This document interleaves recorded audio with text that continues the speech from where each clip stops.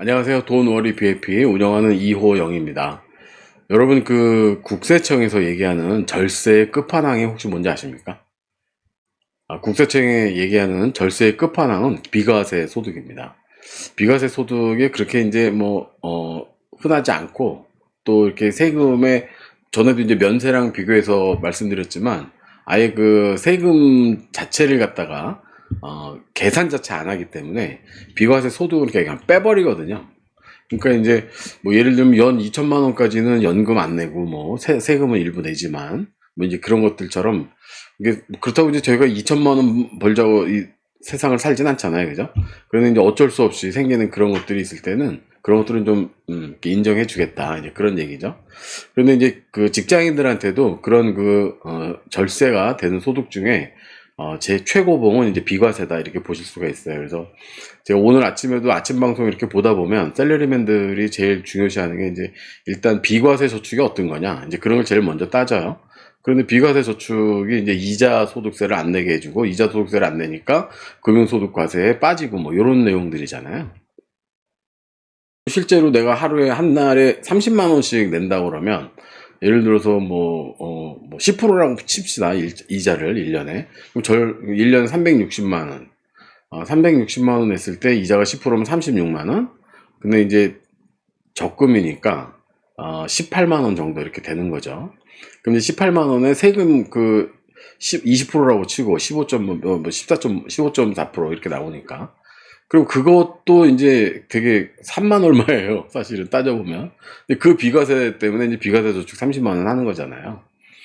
금액으로 따지면 사실 뭐 3, 4만 원 정도 되는 겁니다. 이렇게 많지 않아요. 물론 그게 이제 그 종합과세로 들어갔을 때 얼마나 세금이 늘어나겠느냐 보면 많이 내면 5만 원 내는 거예요. 5만 원 이렇게 내는 거예요. 그런데도 이제 그거를 우리가 굉장히 중요시 생각하잖아요.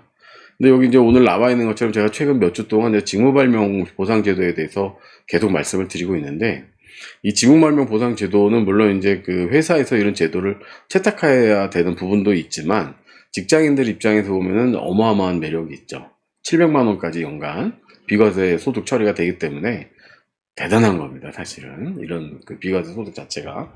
그래서 이제 그런 거에 대해서 좀 더 사례를 알아봐야 되는데 요 전 시간에는 이제 직무 발명이 성립되는 거하고 또 사용자, 그러니까 경영인의 의무와 권리에 대해서 이제 말씀을 좀 드렸어요. 근데 이제 그럼 종업원은 돈만 받으면 되는 거냐? 이제 그렇진 않습니다. 이제 종업원도 그 직무 발명 보상을 받으려면 그런 것들을 이제 좀 법률 용어로다가 내지는 내가 할 의무와 권리에 대해서 좀 정리해 볼 필요가 있는 것 같아요. 그래서 오늘은 이제 그런 내용을 한번 살펴보도록 하겠습니다. 구독자 수가 일주일에 한 번씩 늘어나는 것 같아요. 제가 요 말씀을 드리면 그래도 이제 한 번씩 늘어나는 것 같아서 고맙습니다. 또 이렇게 지난주에도 145명에서 146명으로 오늘 아침 시간에 제가 조회해 보니까 늘었더라고요. 그래서 보시는 분들한테는 좋아요, 댓글, 구독, 알림 신청 부탁드리겠습니다. 종업원의 이제 권리입니다. 우선 보상금 산정은 어떻게 하는 거냐? 그러니까 직무발면 보상이라고 하는데 내가 이 직무발면 보상금을 어느 규모로 내가 생각을 하면 되겠느냐, 그죠? 그런 걸 좀 보실 수가 있잖아요.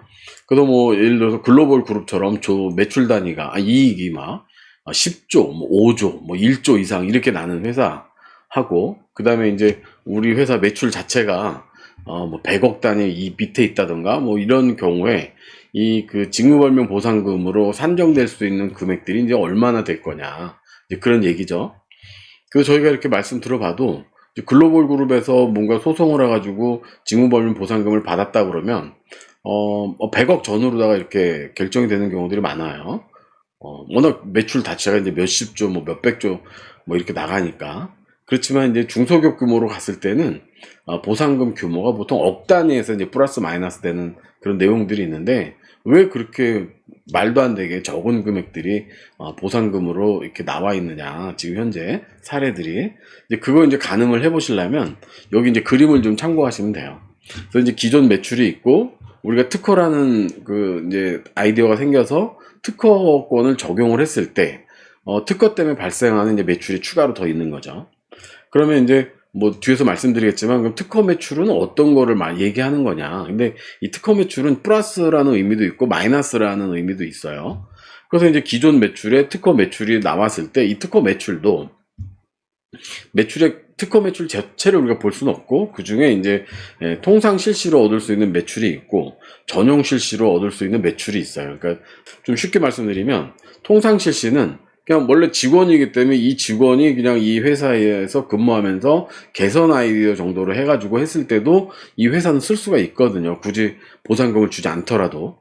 그런데 이제 그런 정도의 매출 규모는 어느 정도고, 그 다음에 이 직원한테 우리가 보상금을 주고, 보상금을 이 친구 특허 매출로 인해서 이게 좀 구체적으로 이렇게 별도로 추가적으로 생긴 매출액은 얼마냐, 이거 이제 전용 실시 매출액이라고 보는 거죠.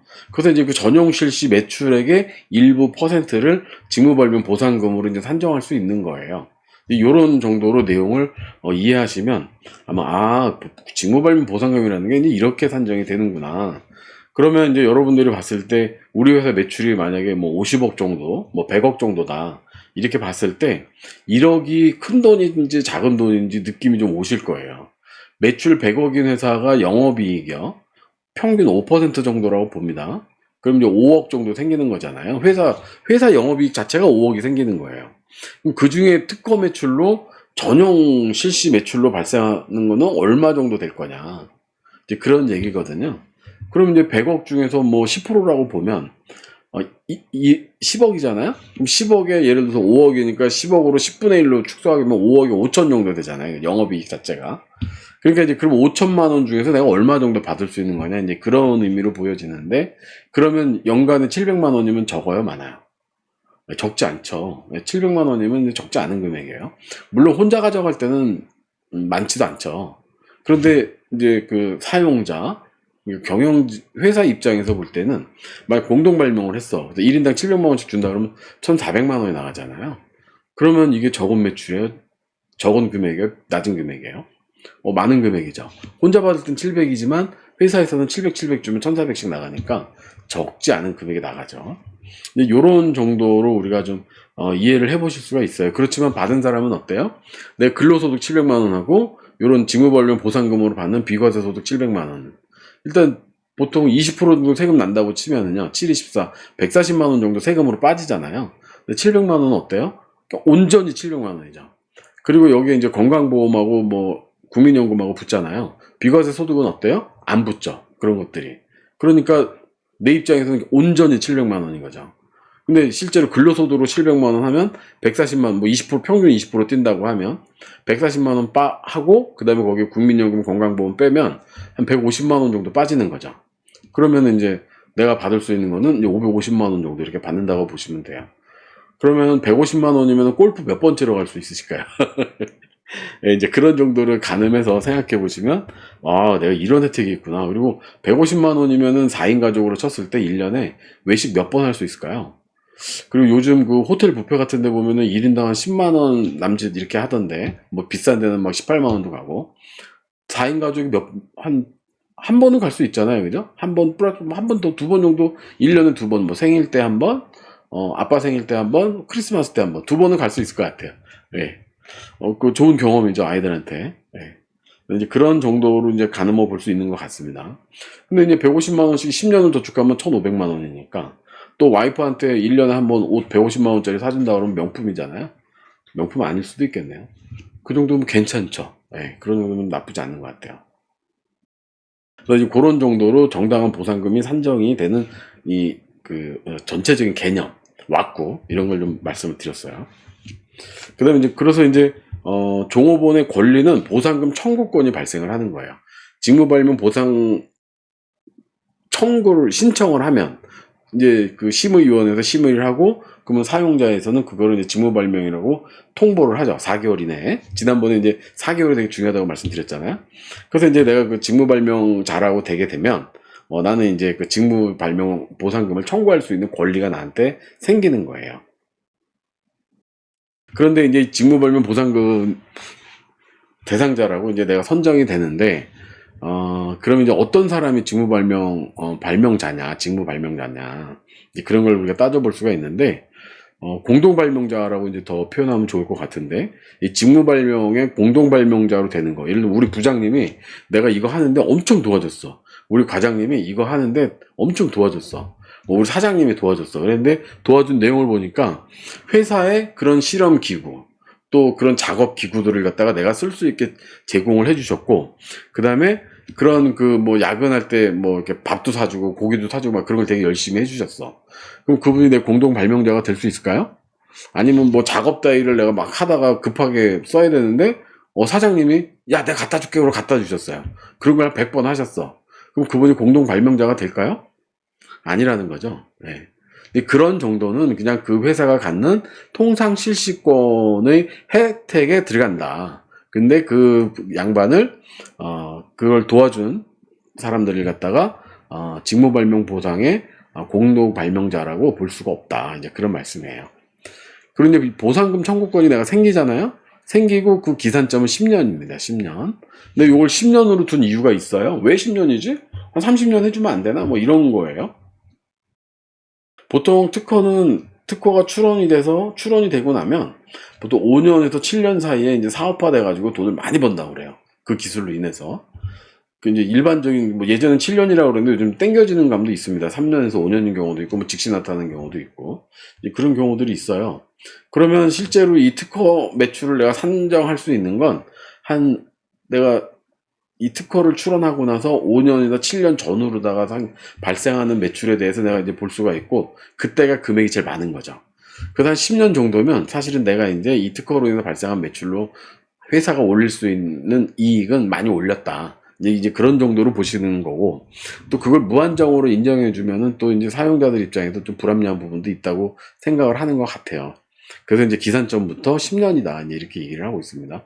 여기서 이제 기산점이라는 거는 직무 발명, 인정된 그 날짜, 출원일자, 내지는 어떤 법률적으로 이게 그 연장되어 줄 수밖에 없는 대기 기간이 있을 수 있을 때는 그 법률적인 제약 조건이 해지된, 그래서 그게 청구권이 발생된 그 시점부터라고 이렇게 보시면 될 것 같습니다.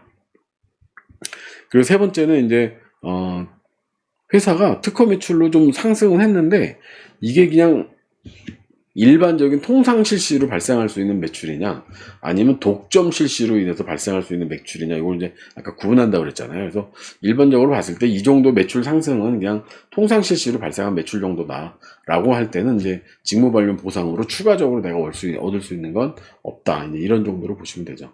여기서 이제 직무 발명이라고 하는 거는 매출에 연동돼서 발생하는 거잖아요. 그러니까 우리가 그냥 흔히 얘기할 때 러닝 개런티 이런 정도로 이해하면 좋을 것 같아요. 아까 제가 특허로 발생한 사용자의 이익은 플러스 개념, 마이너스 개념이 있다고 말씀드렸었는데, 요 네 번째가 그거예요. 경쟁사가 우리 회사 나의 직무 발명으로 인해서 생산을 못하거나 판매를 못하게 함으로써 우리 그 회사의 매출이 증가하는 거 있잖아요. 이것도 이제 종업원이 청구할 수 있는 직무 발명 매출 중에 하나다. 그렇게 보는 거죠. 그래서 우리 거를 측정하기 어려울 때는 상대 회사의 감소된 매출을 측정을 해서 이거를 내가 우리 회사에 이만큼 이득을 줬다라고 산출을 할 수도 있는 거예요. 이해되시죠? 네. 그러니까 우리 회사가 요만큼 늘었고 이 회사는 이만큼 줄었어.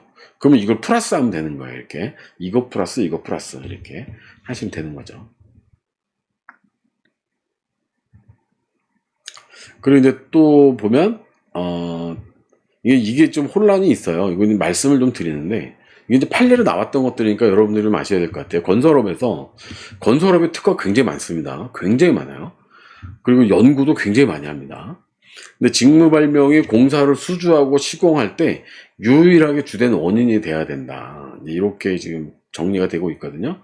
예를 들면 뭐 다리 교량을 놓는 그 공사가 있어요. 교량을 놓는 공사가 있는데 이 회사에 이 특허가 있고 이게 기술적 안정성이 있고 그다음에 견적을 보니까 이것 때문에 견적이 적어서 이 회사로 낙찰을 주는 경우 있잖아요. 그런 경우에는 이게 그 특허 매출로 인정이 될 수 있다는 거예요. 그런데 이제 그런 경우가 아니고 어느 공사를 수주했는데 우리가 거기에 이 특허 기술을 적용을 해서 이거 아니라는 거예요. 네. 이 특허 때문에 이 공사를 수주할 수 있어야 되는 거예요. 그럼 보면 이제 나오거든요. 그 업계에서 그 판단이 서요. 그래서 이제 그런 리포트를 여러분들은 잘 해놓으셔야 되는 거예요. 내가 직무 발명한 이 특허가 그때 그 입찰 당시에 업계에서 화제가 좀 됐었다. 그래서 이 특허 때문에 이걸 수주를 했다라는 걸 회의록이라든가 이런 것들을 이제 잘 만들어 놓는 게 중요하다. 이제 이렇게 보실 수 있어요. 그리고 이제 전 시간에도 저희가 말씀을 드렸었는데 특허 발명자로 인정받지 못하는 경우가 있는데 그게 출원인으로 그 특허증에 기재가 돼 있는 거, 발명자로 기재가 돼 있으면은 공동 발명자나 그 권리자로 인정을 받는다는 아니라는 거죠. 받을 수 있다라는 개념이에요. 그럼 영어로 봤을 때 출원인이나 발명자로 등록이 안 되면 내가 공동 발명자로 직무 발명 공동 발명자로 인정을 못 받는 거냐? 그건 아니다라는 겁니다.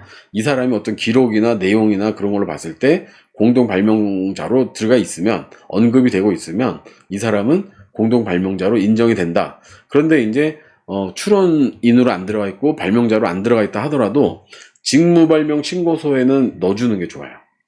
직무 발명 신고서에 넣어줘야 그래도 어느 정도 근거가 되거든요. 그런 정도로 저희가 이해하실 필요가 있다. 또 공동 발명자가 되는 조건이 참 복잡합니다. 이게 제일 많은 싸움 중에 하나인 것 같아요. 저희가 이렇게 판례로 나오는 것들을 보면. 그러니까 나도 직무 발명 공동 발명자니까 나한테 이걸 다오 라고 했을 때 넌 안 돼, 넌 돼. 이걸 판사님이 판단을 하시는 거죠. 그럴 때 이 판사님도 기준이 있어야 될 거 아니에요. 그래서 무슨 환경을 제공을 하고 금전을 제공을 이거 아니다. 이 기술을 개발하고 뭔가 완성하는데 네가 어떤 착상이나 어떤 그런 기능적인 거에서 네가 절대적인 영향을 끼쳤느냐 안 끼쳤느냐. 밥 사준다고 기능적인 기술적인 결정적인 역할을 했다고 볼 수는 없다. 예를 들어 측정기 하나 사줬다고 그래가지고 그 측정기 때문에 이 기술을 개발했다고 인정할 수 있다 없다 이런 것들을 판정하시는 거예요. 그러니까 이제 좀 풀어서 말씀드리면 그 부서장이나 연구소장이나 내지는 경영자분께서 어떤 친구가 연구를 굉장히 열심히 한 친구가 있어. 가서 독려해줬다고 그래가지고 그거를 나는 공동발명자라고 생각하시면 안 된다는 거예요. 네.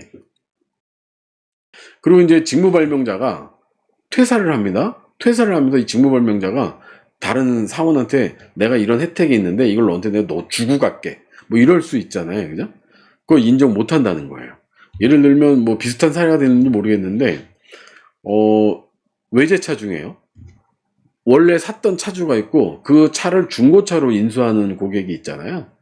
근데 일본 차 같은 경우는요. 중고차를 인수하는 사람은 1년이 됐든 2년이 됐든 3년이 됐든 AS 기간에 있다 하더라도 AS를 받을 수가 없어요. 근데 국산차 같은 경우는 그 AS를 인정을 해주거든요. 모르겠어요. 유럽 차들은 인정을 해주는지 잘 모르겠지만 미국 차도 인정 안 해주는 것 같아요. 근데 그런 차이가 있어요. 그래서 AS를 국산차들 같은 경우에는 중고차주로 바뀐다 하더라도 인정을 해주는 부분이 있고 특히 일본차, 유럽차도 예전에 제가 타보면 인정해주는 것 같아요. 근데 일본차는 인정 안 해줍니다. 1년 됐든 2년 됐든 사람 딱 바뀌면 너는 지금부터는 일반 수리야. 이렇게 이제 딱 변하거든요. 그러니까 인수받은 공동 발명자 지분의 보상금 청구는 기각입니다. 그냥 인정 안 한다는 거죠, 판사님이. 그리고 특허받을 수 있는 발명이 아닌 경우 보상금 청구권이 발생하지 않는다. 이렇게 나와 있습니다. 그러니까 직무발명 신고를 했다고 해서 그거를 특허를 출원하지 않고 내지는 그걸 특허를 출원했는데 거절당했다. 그거는 보상금 청구권이 발생하지 않는다는 거예요. 이거는 판례가 왜 이런 소송이 발생했을까? 좀 의아한 부분도 없지 않아 있는 것 같아요. 여기서 이제 여러분들한테 제가 한번 같이 생각해 볼 만한 내용이 있는 것 같아요. 특허 매출을 산정을 할 때 예를 들면 만약에 이런 제품이 있어요. 이런 제품이 있는데 이거가 특허 제품이야. 어떤 직원이 했어요. 근데 이 제품이 예를 들면 이게 100원이야. 100원이야. 그런데 이게 주문서가 들어올 때 주문서에 핸드폰, 예를 들면 여기 나오는 것처럼 텔레비전, 세탁기, 공기정화기, 에어컨, 선풍기, 건조기 이렇게 들어와요. 근데 이렇게 들어왔는데 이 중에 예를 들어서 건조기가 A사에만 있는 특허야. 근데 이거를 나는 사고 싶어. 그러면 여러분 예를 들어서 삼성에 가가지고 텔레비전, 세탁기, 공기정화기, 에어컨, 선풍기 다 사고 그 다음에 A사에 가가지고 건조기만 사시겠어요? 아니면은 뭐 별 차이가 뭐 별 차이가 없는데, 어떤 사람은 뭐 여기 뭐 삼성이 좋다고, 어떤 사람은 A사가 좋다고 하는데, 아이 그냥 우리 건조기가 A사께 좋다고 하니까 A사의 매장에 갔는데 거기 영업사원이 뭐 해가지고 그냥 텔레비전, 세탁기, 공기정화기, 에어컨, 선풍기 같이 샀어요. 그러면은 이 건조기만 특허 매출이에요. 이 건조기 사러 왔다가 텔레비전, 세탁기, 공기정화기, 에어컨, 선풍기까지 같이 샀으니까 이 전체가 특허 매출이에요. 이 기준이 뭘까요? 전 잘 모르겠어요, 사실은. 판사님들도 어떻게 판단하는지 잘 모르겠어요. 그런데 제가 이렇게 그 관련 자료들을 쭉 보다 보면 건조기에 대한 매출만 특허 매출이다라고 이렇게 산정하는 경우들이 많이 있어요. 통상 그렇거든요. 그런데 저는 특허 매출을 어디까지 봐야 되는지는 좀 그래요. 예를 들어 우리가 슈퍼도로 갈 때 마찬가지인 거예요. 슈퍼도 특허 매출이 아니라 이 회사에서는 뭐 예를 들면 비비빅을 팔아. 근데 이 슈퍼를 갔더니 이 슈퍼는 비비빅을 안 팔아. 근데 저는 비비빅이 먹고 싶어. 그럼 비비빅 사러 갔다가 야채도 사고 뭐 두부도 사고 고기도 사고 또 비비빅 말고 또 다른 아이스크림도 사가지고 이렇게 오시나요? 아니면 여기서 비비빅 파니까 비비빅은 여기 사러 가고 나머지 야채 이런 것들 딴 데 가서 이렇게 사시나요? 왜냐하면 비비빅의 매출을 이 전체로 봐야 되느냐, 아니면 비비빅 전체 매출 중에서 이건 여기도 있고 여기도 있고 하니까 이거는 그냥 일반 매출로 보고 비비빅만 특허 매출을 봐야 되느냐, 이런 문제거든요. 뭐 여러분들은 어떻게 생각하세요? 저는 이건 논란의 문제는 있다고 보거든요. 직무벌명 보상에서는. 네. 그래서 이거는 한번 저희가 정리해 볼 필요가 있는 것 같아요. 근데 아직까지 직무발명 보상제도가 보편화되어 있지 않고 이거에 대해서 그냥 뭐 받으면 좋고 안 받으면 말고 뭐 세제 혜택용 뭐 이런 식으로만 저희가 생각하고 있기 때문에 그냥 넘어가고 생각도 안 하는 부분이긴 하지만, 저는 한 10년 전부터 이 생각을 했었어요. 비비빅 사러 가. 난 비비빅을 먹고 싶어. 비비빅을 사러 갔어. 비비빅 때문에 다른 것들도 같이 샀어. 근데 비비빅은 100원이야? 나 딴 것까지 사가지고 1000원이 됐어. 그러면 내가 이 만약에 비비빅이 특허 상품이라면 비비빅의 매출만 특허 매출로 봐야 되는 거냐? 100원을. 아니면 1000원을 갖다가 특허 매출로 봐야 되는 거냐? 이런 논란은 있습니다. 왜냐면 꼭 저희가 유통이라는 게 특허만 갖고 볼 수 있는 건 아니거든요. 그죠? 그런 부분들을 저희가 한번 연계지어서 생각해 볼 필요가 있는 것 같아요. 그래서 직무발명 보상 제도를 하실 때는 그런 것들도 명확하게 구분을 하시면 어떨까. 그 이제 심의위원회에서 나름대로 처리를 하실 텐데, 심의위원회에서도 그런 것들에 대해서는 좀 정리를 하고 가는 편이 좋겠다. 당연히 사용자 입장은 100원이죠. 그렇지만 또 종업원 입장은 1000원이죠. 다르잖아요? 아니면 그 절충을 찾을 수도 있고, 이제 그런 부분인 것 같습니다. 그럼 이제 그 보상금 산정하는 이제 공식이 있어요. 제가 종업원의 권리와 의무에서 직무발명 보상금을 산정하는 공식, 이게 법률에 나와 있는 거거든요. 한번 보면은요, 판례에도 많이 나와 있습니다. 직무발명 보상금은요, 간단해요. 사용자가 얻을 이익, 그 다음에 발명자의 공헌도, 발명자의 기여율, 이 세 가지를 곱한 겁니다. 간단하죠? 근데 여기서 이제 논란은 뭐냐면, 사용자가 얻을 이익을 어떻게 볼 거냐가 이제 논란인 거죠. 발명자 공헌도는 발명 과정에 대한 공헌, 출원, 등원, 실시 등 각 단계별로 이 발명자가 얼마나 공헌을 했느냐, 그런 얘기고요. 그 다음에 발명자 공헌도는 이제 회사하고 발명자하고 둘의 문제인 거죠. 30%냐, 50%냐, 70%냐. 회사는 이런 걸 대응할 능력이 전혀 없는데 발명자 혼자 다 만들었다? 90%. 80% 이렇게까지 볼 수 있는 거고, 워낙 회사가 뭐 연구부서도 있고 이런 거에 대한 환경이 잘 조성돼 있어. 그래서 이 친구가 그렇지만 열심히 노력해서 만들었어? 20% 30% 볼 수도 있는 거고, 이제 그런 내용이죠. 그 다음에 이제 발명자 기여율은, 이거 공동 발명, 뭐 혼자 발명했어? 단독 발명이야? 그럼 100%죠. 그런데 두 명이 발명했어. 그런데 그 발명 신고서에 보니까 A는 뭐 60%, B는 40%, 뭐 이렇게 구분해놨어. 얘는 A, B, C, D, E, F인데 보니까 누가 50%, 누가 10%, 5%, 5%, 10%, 10%, 뭐 이런 식으로 조정을 해놨어. 그럼 그 기여율을 그대로 적용하는 겁니다. 그래서 직무발명 보상금을 산정을 할 때는 첫 번째, 사용자가 얻을 이익이 얼마나 되느냐, 그리고 이 발명자가 공헌도가 얼마나 있느냐, 그 다음에 이 발명자의 기여율이 얼마나 되느냐, 이 세 가지를 곱한 내용이다. 이제 이렇게 보실 수도 있고요. 여기서 제일 논란이 되는 사용자가 얻을 이익을 어떻게 한번 산정하는지 보겠습니다. 사용자가 얻을 이익은 이 세 가지로 보시면 될 것 같아요. 경우가 세 가지가 있으니까. 정당한 보상금 산정할 때 사용자가 얻을 이익은 회사 매출액, 내지는 특허 양도대금, 내지는 특허 사용료.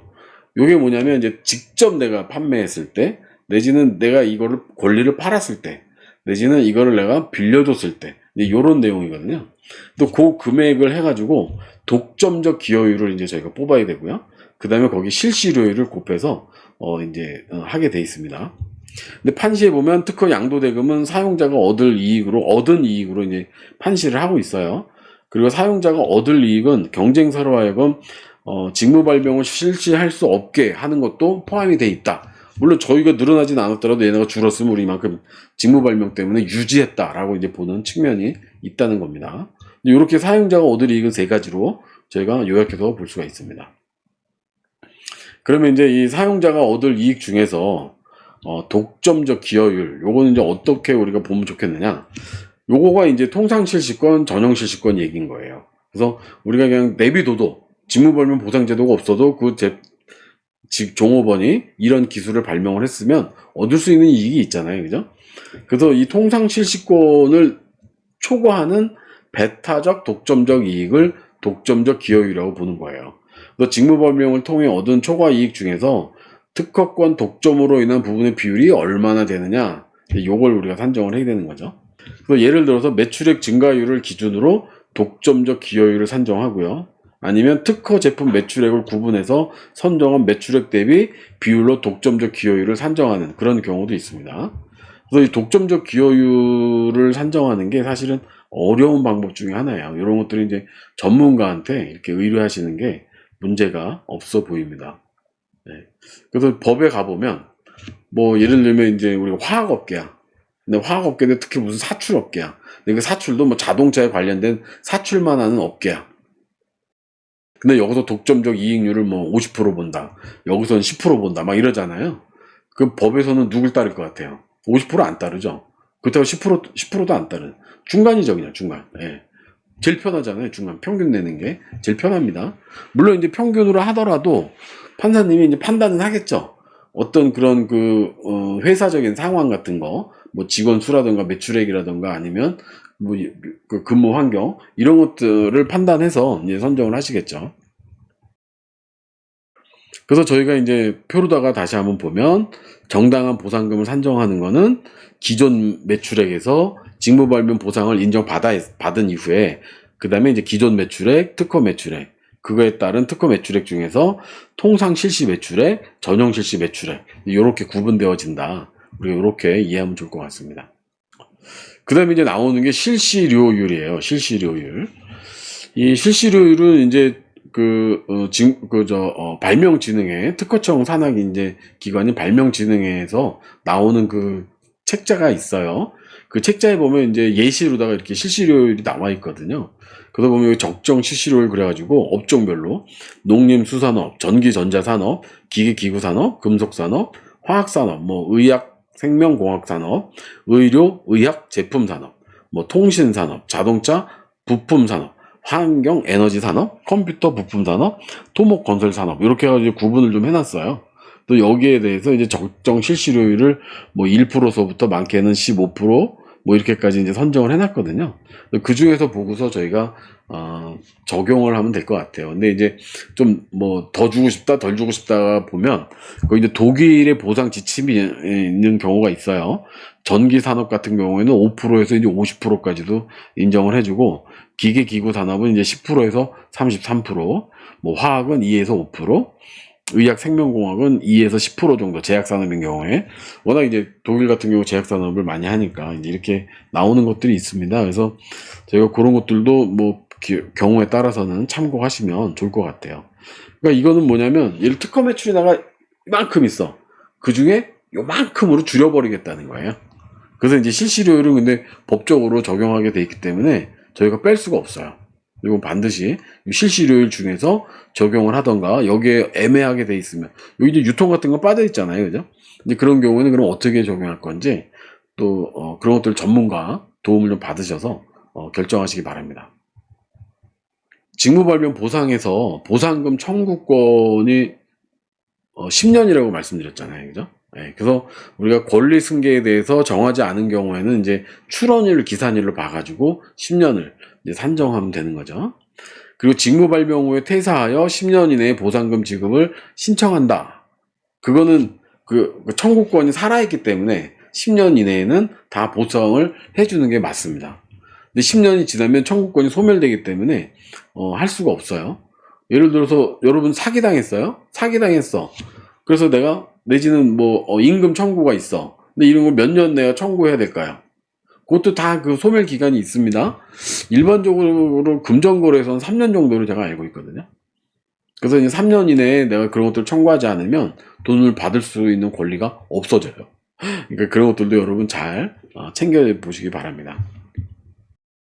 그래서 직무 발명 보상은요, 성과에 대한 보상이에요. 근본적으로는 이 친구가 그 종업원이 회사에 어떤 기술적인 기여를 했고 그 기술적인 기여가 회사의 매출로 이어졌어. 그래서 그거에 대해서 회사가 너 때문에 돈 이렇게 벌었으니까 너한테 보너스 줄게 라는 개념이에요. 이해되시죠? 보너스 줄게. 근데 나라에서는 어떻게 해요? 기술로 인해서 발생한 회사 매출 증가에 대해서는 비과세 소득으로 인정을 해주겠다라는 거를 이제 정하고 있는 거죠. 그런데 그 직무발명 보상 내용에 쭉 보시면 장려 부분도 있어요. 장려 부분. 꼭 출원을 해서 특허가 등록이 되지 않더라도 예를 들어서 제가 눈에 드리는 말씀이지만 우리 회사에 연구개발 조직 문화가 있다고 그러면 어떠시겠어요? 너무나 좋은 거잖아요. 그러니까 이제 그런 연구개발하는 조직 문화 내지는 연구에 대한 그런 조직 문화를 우리가 좀 직장 내에 뿌리내리고 싶다라고 하면 어때요? 그것도 이제 보상을 좀 해주셔야 되는 거죠. 네. 그래서 장려 보상이 있습니다. 장려 보상이. 그래서 저희가 직무 발명 보상을 하는 방법이 여러 가지가 있는데 한번 살펴보면요. 발명 보상이 있어요. 그래서 특허가 되든지 안 되든지 직무 발명을 해서 신고를 회사에 하게 되잖아요. 그럼 회사에서 이게 출원이 되지 않는다 하더라도 직무 발명에 대한 보상금을 장려하는 차원에서 지불할 수가 있습니다. 그리고 그렇게 발명을 해서 신고서 제출을 했어. 내용이 좋아. 회사에서 직무 발명으로 채택을 합니다. 그래서 이제 특허 출원을 하게 되잖아요. 그러면 등록이 되지 않더라도 출원에 대한 보상을 할 수가 있어요.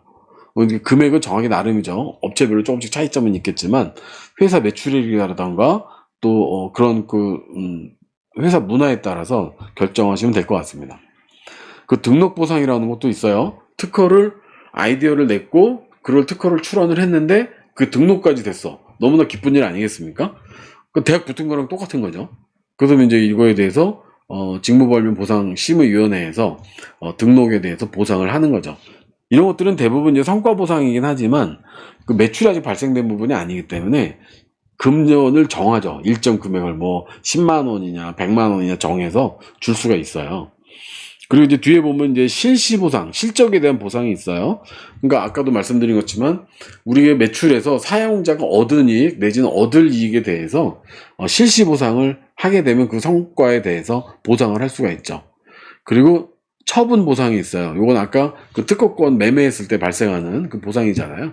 그 처분 보상을 할 수가 있고요. 요거는 이제 성과 보상이겠죠. 그다음에 출원 유보 보상이 있어요. 여러분 특허 기술을 다 내는 게 아니에요. 이 며느리도 몰라 이런 기술이 있잖아요. 내지는 뭐 몇 번 말씀드렸지만 코카콜라 매출 그 레시피 같은 거 이런 거는 특허 출원이 안 돼 있죠. 그래서 특허 출원을 안 하더라도 특허 출원을 한 것만큼 보상을 하게 돼 있어요. 예를 들면 특허 출원은 안 했는데 그 기술을 생산 라인에서 적용을 하고 제품에 적용을 해. 그런데 출원은 안 했어.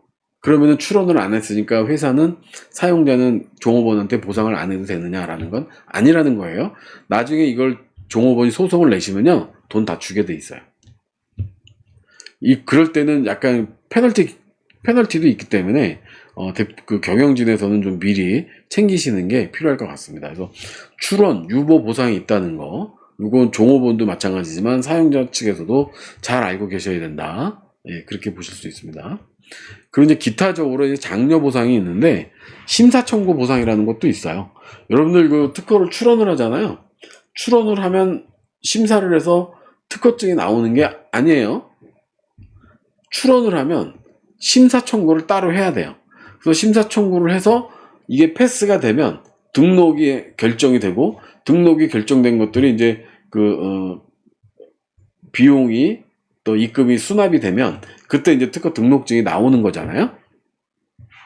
그래서 이제 이 심사 청구를 하는 것도 보상을 합니다. 근데 요거는 이제 좀 다르게 말씀드리면, 여러분들 왜 그 건강보조식품들 있잖아요.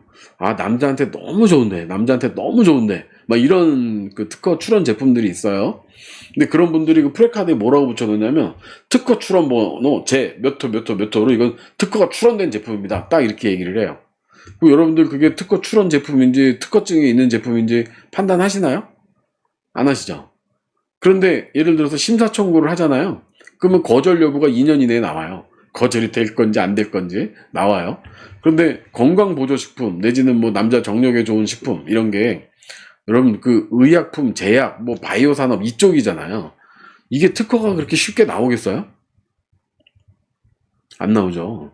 왜냐면 전 세계 굴지의 그 제약사들이나 그 제품, 의료, 의약 이쪽에 이제 바이오 그 연구원 뭐 우리가 아는 유명한 그런데 나온 그 연구원들 있잖아요. 뭐 연봉 뭐 수백억씩 받는 그 사람들이 발기부전제를 못 만들까요? 안 만들까요? 내지는 뭐 이렇게 정력에 좋은 제품들 이런 거 만들까요? 못 만들까요? 네. 이미 대부분 나와 있다는 거죠. 그런 것들이. 그래서 특별하게 나올 수 있는 거는 별로 없다. 뭐 이런 거예요.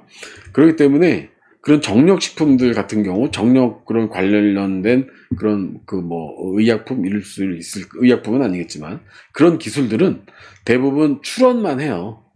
심사 청구 안 해요. 그래서 출원하고서 5년이 지나면 이게 소멸이 되거든요. 심사 청구 권한이. 그럼 이제 그건 끝난 거예요. 출원하고 끝난 거예요. 근데 그런 정력 제품들은 몇 년 팔아먹어요? 그거 10년, 20년 파시는 거 봤어요? 2, 3년 팔고 말죠. 매출 반짝하고 끝내버리는 거예요, 그냥. 그렇기 때문에 출원만 하고 심사 청구 안 하고 뭐 이런 내용들이 있습니다.